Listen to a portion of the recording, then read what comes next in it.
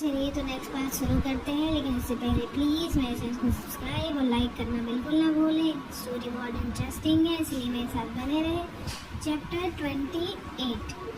विद्युत अपनी ब्राउन आई से एकटक हर्षित को देखने लगता है। हर्षित अपना सिर झुकाते हुए आगे बढ़ता, उससे पहले ही विद्युत उसके हाथ को मजबूती से पकड़ते हुए उसे अपनी तरफ खींचता है तो उसके शरीर से आ रही परफ्यूम की भीनी भीनी खुशबू विद्युत को बहकाने के लिए काफ़ी थी। और उसकी छोटी सी गर्दन पर अपने नाक को रब करने लगता है। उसकी इस हरकत से हर्षित की पकड़ उसकी शर्ट पर मजबूत हो जाती है। विद्युत की करीबी से इस वक्त उसकी धड़कनें काफ़ी तेज थी। विद्युत उसकी शर्ट के अंदर हाथ डालकर उसके पेट को सहलाते हुए बोलता, उस वक्त तुमने सोचा होगा अब तुम्हें कोई नहीं रोक सकता, तुम मुझसे दूर जा सकते हो, पर ऐसा कभी नहीं हो सकता। मैं मरने के वो आगे कुछ बोलता उससे पहले ही हर्षित अपना सन्ना में हिलाते हुए उसके कस के उसके गले लग जाता है। उसकी सिसकियाँ के साथ विद्युत उसकी कस्ती पकड़ को खुद पर साफ महसूस कर पा रहा था। वो विद्युत के चेहरे की तरफ देखता है जिसकी आंखें रोने की वजह से सूज गई थी। विद्युत उसकी ठुड्डी को पकड़ते हुए उसके चेहरे को ऊपर उठाने के बाद उसके होठों की तरफ देखता है जो इस वक्त लाल चेरी की तरह लग रहे थे। विद्युत उसकी गर्दन को पीछे से पकड़ते हुए उसके चेहरे को अपने चेहरे के नज़दीक लाकर उसके कांप रहे होठों पर अपने होठ रख देता है और उसकी कमर पर अपने हाथ फिराने लगता है। विद्युत पूरी शिद्दत से उसके होठों को चूम रहा था और दूसरे हाथ से कभी उसकी गर्दन को सहलाता तो कभी उसकी कमर को, जिससे हर्षित की हालत ख़राब होने लगती है। विद्युत हर्षित के कान के नज़दीक जाकर उसके कान में अपनी गर्म सांसें छोड़ते हुए सेडक्टिव वॉइस में बोलता है, जान मैं किसी को कुछ देता हूँ तो वापस भी लेता हूँ, सो किस मी पैशनेटली। उसकी बात सुनकर हर्षित के रोंगटे खड़े हो जाते हैं। वो धीरे से नज़रें उठाकर विद्युत की तरफ देखता है जो अपने गुलाबी ब्राउन आँखों से उसे देख रहा था। उसकी नज़रों का स्पर्श खुद पर महसूस करके हर्षित अपनी शर्ट को मजबूती से अपनी मुट्ठी में भरते हुए जल्दी से नज़रें झुका लेता है। विद्युत उसे अपनी तरफ खींचते हुए बोलता है, हर्षित तुम मुझे किस कर रहे हो या नहीं? उसकी बात पर हर्षित कोई जवाब नहीं देता तो विद्युत उसके गाल को धीरे धीरे अपने अंगूठे से सहलाते हुए बोलता है, I have kissed you, so you also kiss me, and you cannot refuse me. विद्युत की जिद को देखते हुए हर्षित उसकी तरफ देखते हुए बोलता है, पर मैंने नहीं कहा आपको किस करने के लिए, आपने खुद मुझे किस किया और मुझे नहीं आता किस करना। विद्युत उसकी आंखों में देखते हुए बोलता है, तुमने पहले भी ये किया है, इसलिए शर्माने की ज़रूरत नहीं है। जिस दिन मैं तुम्हारे अंदर जाऊंगा और तुम्हें फील करूंगा तब तुम्हारा क्या होगा? उस दिन मैं तुम्हें पूरा खा जाऊंगा। तब तुम क्या फील करोगे? बस मेरा नाम लेके मॉर्निंग करोगे। उसकी बात सुनकर हर्षित के गाल लाल हो जाते हैं। विद्युत उसके लाल पड़ चुके गालों को देखते हुए बोलता है, जान आखिरी बार बोल रहा हूँ, वरना वो आगे कुछ बोलता उससे पहले ही हर्षित अपने दोनों हाथ उसकी गर्दन में लपेटते हुए अपने गुलाबी होठ को उसके सख्त होठों पर रख देता है। तो विद्युत उसकी तरफ देखते हुए मन में बोलता है, ये लड़का तो सच में पूरा मेरे ऊपर चढ़ गया। खैर चढ़ाया भी तो मैंने ही है। इतना सोचते हुए वो हर्षित की कमर को मजबूती से अपने दोनों तरफ से होल्ड करते हुए उसे खुद से सेट कर लेता है। विद्युत हर्षित के होठों को स्मूच कर रहा था, वहीं हर्षित के हाथ लगातार विद्युत के बालों में चल रहे थे। विद्युत उसकी शर्ट के ऊपर के 2 बटन खोल देता है तो हर्षित अपना सिर उसके कंधे पर रखते हुए तेज सांसें लेने लगता है। हर्षित विद्युत के हाथ को पकड़ने की कोशिश करते हुए बोलता, रुक जाइए, क्या कर रहे हैं? विद्युत अपने होठ उसकी गर्दन पर फिराते हुए बोलता है, तुम्हें प्यार कर रहा हूँ जान।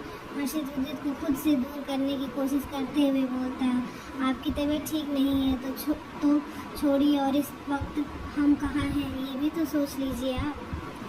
क्या करूँ, तुम्हारे आगे मैं कुछ सोच ही नहीं पाता हूँ। विद्युत हर्षित की तरफ देखते हुए बोलता है। उसकी बात पर हर्षित आगे कुछ नहीं बोलता तो विद्युत उसे कमर से पकड़कर अपनी तरफ खींचता है। तभी हर्षित की पीठ पर प्रेशर पड़ता है और उसकी एक दर्द भरी सिसकी निकल जाती है। उसकी सिसकी सुनकर विद्युत जल्दी से उसकी तरफ देखते हुए बोलता है, तुम ठीक तो हो? Are you having much pain? Harshit अपने सिर को उसके कंधे पर रखे हुए बस चुपचाप आंखें बंद किए हुए बैठा रहता है। उसके चेहरे पर दर्द के भाव साफ नजर आ रहे थे। वो हर्षित को अपनी साइड घुमाते हुए धीरे से उसकी शर्ट को उठाकर उसकी पीठ की तरफ देखता है तो उसकी आंखें शांत हो जाती हैं। हर्षित के पेट पर हल्की सी सूजन आ गई थी और कुछ जख्मों से हल्का हल्का खून झलक रहा था। विद्युत उसकी तरफ देखते हुए सख्त आवाज में बोलता है, मना किया था ना उछल कूद करने के लिए, तुम्हें एक बार में मेरी बात समझ क्यों नहीं आती? हर्षित, क्यों तुम मुझे परेशान करने का एक मौका भी नहीं छोड़ते हो? अभी मैं तुम्हें कुछ कहूँगा तो तुम्हें लगेगा मैं तुम पर गुस्सा कर रहा हूँ या चिल्ला रहा हूँ। हालत देखी है तुमने अपनी? बैग की सूजन कैसे हुई है? तुम्हारे बैग की कैसे सूजन हुई है? If you make such a mistake next time I will punish you. उसकी बात पर हर्षित अपनी गर्दन झुका लेता है। विद्युत उसके चेहरे को ऊपर करते हुए बोलता है, ज़्यादा दर्द हो रहा है क्या? उसकी बात सुनकर हर्षित अपना सर ना में हिला देता है। विद्युत अपने फ़ोन को उठाते हुए विक्रांत को कॉल लगाता है तो दूसरी तरफ से एक रिंग में ही कॉल अटेंड होती है। विद्युत उसके बोलने से पहले ही अपनी ठंडी आवाज़ में बोलता है, डॉक्टर को लेकर आओ। उसकी बात पर विक्रांत जल्दी से बोलता है, बॉस आप ठीक तो है ना? जिसे सुनकर विद्युत एक गहरी सांस लेते हुए बोलता है, जितना कहा उतना करो। विद्युत की बात पर विक्रांत ओके बॉस कहते हुए कॉल कट कर देता है। अपने डॉक्टर को क्यों बुलाया? हर्षित की बात पर विद्युत बिना किसी भाव से उसकी तरफ देखते हुए बोलता है, तुम्हारे बैंडेज चेंज करवाने के लिए, ऐसे तुम्हें इन्फेक्शन हो सकता है। हर्षित अपना सिर जल्दी से ना में हिलाते हुए बोलते हैं, नहीं प्लीज़ मुझे नहीं करवाना, ऐसा मत करो। इतना बोलते हुए वो उसके सीने में अपना सिर को छुपा लेता है। विद्युत एक गहरी सांस लेते हुए बोलता है, ये करवाना ज़रूरी है हर्षित, वरना तुम्हारी चोट कैसे ठीक होगी? हर्षित रोते हुए बोलता है, पर बहुत दर्द होता है। विद्युत उसके सिर को सहलाते हुए बोलता है, इस बार नहीं होगा, मैं हूँ। थोड़ी देर में वहाँ 2 डॉक्टर आ जाते हैं। उन्हें देखकर हर्षित विद्युत के हाथ को मजबूती से पकड़ लेता है।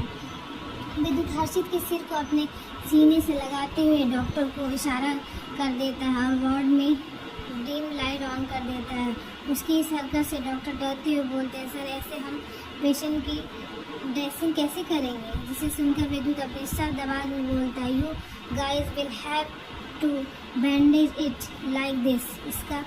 इससे ज़्यादा इसे देखने का हक मैं किसी को नहीं देता। विद्युत की बात पर डॉक्टर आगे कुछ ना बोलते हुए अंधेरे में ही डरते हुए उसकी ड्रेसिंग करने लगता है। घाव को साफ करने की वजह से उसे हल्की सी जलन और दर्द महसूस होता है। दुख रहा है बहुत। हर्षित खिसकते हुए विद्युत की गर्दन में अपने चेहरे को छुपाते हुए उसकी शर्ट को मजबूती से अपनी मुट्ठी में भरते हुए बोलता है। हर्षित की बात पर विद्युत धीरे से उसके बालों को सहलाते हुए मन में बोलता है, जिसकी वजह से तुम्हें इतना दर्द हो रहा है, मैं वादा करता हूँ उससे कहीं गुना ज़्यादा दर्द उसे दूंगा। इतना बोलते हुए वो हर्षित को बालों को चूम लेता है। वहीं दूसरी तरफ कर्क मेंशन आकाश अपने रूम की बालकनी में खड़ा हुआ बिना किसी भाव से एकटक आसमान को देख रहा था। तभी पीछे से गायत्री आते हुए बोलती है, आप इस वक्त यहाँ क्या कर रहे हैं? रात काफ़ी हो गई है, आपको सो जाना चाहिए। गायत्री की बात पर आकाश बोलता है, तुम्हें क्या लगता है विद्युत सही कर रहा है? गायत्री कंफ्यूज भरी नज़रों से उसकी तरफ देखते हुए बोलती है, आप किस बारे में बात कर रहे हैं? वही उस लड़के की वजह से, उस 2 दिन की आए हुए लड़के की वजह से वो हमसे लड़ रहा है। आकाश की बात पर गायत्री बोलते हैं, उसकी बातों में साफ झलक रहा है कि वो उसके लिए कितना ज़रूरी है और जब उसे हमारी ज़रूरत थी तब आपने ही किसी को उसका साथ नहीं देने दिया, इसीलिए अब आप उससे कुछ नहीं कह सकते। आकाश गुस्से में दांत पीसते हुए बोलता है, तुम्हें पता है ना उस वक्त सिचुएशन कैसी थी? क्या सच क्या झूठ कुछ समझ नहीं आ रहा था। वो आगे कुछ बोलता उससे पहले गायत्री अपनी बातों में तंज कसते हुए बोलती है, उस वक्त सिचुएशन चाहे जैसे भी हो आपको उसे समझाना चाहिए। और अब मेरा बेटा इतना पत्थर दिल हो गया है कि अब उसे अपनी माँ से भी कोई मतलब नहीं। इतना बोलते हुए उसकी आंखें नम हो जाती है, वो आगे बोलती है। और उस दिन आपने पार्टी में देखा था, हर्षित की वजह से वो पागल सा हो गया, इसीलिए आप उससे कुछ मत कीजिएगा, उसे कुछ मत कीजिएगा, वरना वो आपसे और कई गुना ज़्यादा नफरत करने लगेगा। इतना बोलते हुए वो रूम में चली जाती हैं। मैंने जो सोचा है वो तो मैं करके रहूँगा, चाहे इसके लिए मुझे विद्युत की नफरत का सामना क्यों ना करना पड़े। मैं सोचते हुए वे रूम में चले जाते हैं। कर्कविला रात का वक्त, विद्युत अपनी गोद में सुकून से सो रहे हर्षित को लेकर धीरे से कार से बाहर निकलता है। फिर ईशान की तरफ देखते हुए बेहद खतरनाक आवाज़ में बोलता है, कहाँ है उसकी बात पर ईशान बोलता है, बैक साइड बेसमेंट में। इतना बोलते हुए विद्युत हर्षित को लेकर अंदर की तरफ चला जाता है। ये इंसान एक जगह चैन से क्यों नहीं रुक सकता। इतना बोलते हुए ईशान एक गहरी आंख भरते हुए बेसमेंट की तरफ चला जाता है। विद्युत हर्षित को रूम में लाकर उसे आराम से बेड पर सुलाते हुए उसके माथे पर किस करते हुए बोलता है, जान किसकी वजह से तुम्हें दर्द हुआ है, अब दर्द सहने की उसकी बारी है। इतना बोलते हुए वो लंबे कदमों से रूम से बाहर निकल जाता है। थोड़ी देर में विद्युत बेसमेंट में किंग साइज चेयर पर पैर पर पैर रखा बैठा हुआ था। उसका चेहरा इस वक्त एक्सप्रेशनलेस था। वो बिना किसी भाव से सामने बैठे हुए शख्स को घूर रहा था, जो अपनी डरी सहमी नज़रों से उसे ही देख रहा था। विद्युत अपने माथे पर अपनी 2 उंगलियों को रब करते हुए बेहद खतरनाक आवाज़ में बोलता है, किसने कहा था वो सब करने के लिए, और उस गलती की सज़ा जानते हो तुम। अचानक से वहाँ का टेम्परेचर गिर जाता है। उस शख्स की तो कुछ बोलने की हिम्मत ही नहीं हो रही थी। उन्हें विक्रांत सीसीटीवी फुटेज चेक करते हुए बोलता है, बॉस सीसीटीवी फुटेज में साफ साफ इसका चेहरा दिख रहा है। उसकी बात सुनकर विद्युत के चेहरे पर एक तिरछी मुस्कान आ जाती है। वह उसकी तरफ देखते हुए बोलता है, और कुछ कहना है तुम्हें। वो शख्स कुछ बोलता उससे पहले ही विद्युत उसकी गर्दन को मजबूती से पकड़ते हुए सर्द आवाज़ में बोलता है, किस मकसद से आए थे तुम। विद्युत की बात सुनकर वो शख्स कोई जवाब नहीं देता है, तो विद्युत अपनी ठंडी नज़रों से उसे देखते हुए अपने जूते में छुपे हुए खंजर को निकाल कर एक झटके से उसके पैर में घुसा देता है, जिससे उस शख्स की एक दर्द भरी चीख उस पूरे बेसमेंट में गूंज उठती है। विद्युत अपने खंजर को और अंदर तक घुसाते हुए बेहद खतरनाक आवाज़ में बोलता है, मैं अपनी बात रिपीट नहीं करता, ये आखिरी बार है। मैंने पूछा तुम किस मकसद से आए हो यहाँ, किसने भेजा है तुम्हें यहाँ।